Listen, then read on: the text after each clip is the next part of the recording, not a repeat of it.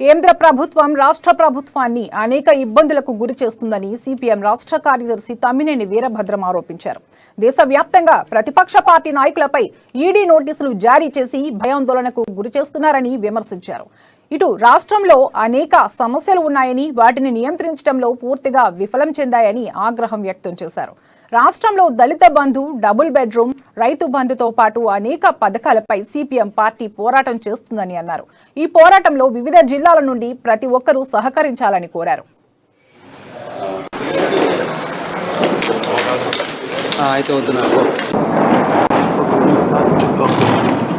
ఎన్నికల చుట్టూ తిరుగుతున్నాయి. దాదాపు ప్రతి రాజకీయ పార్టీ కూడా రాబోయే ఎన్నికల గురించి ఇప్పటి నుంచి ప్రచారాలు లేక సన్నాహాలు ప్రారంభించాయి.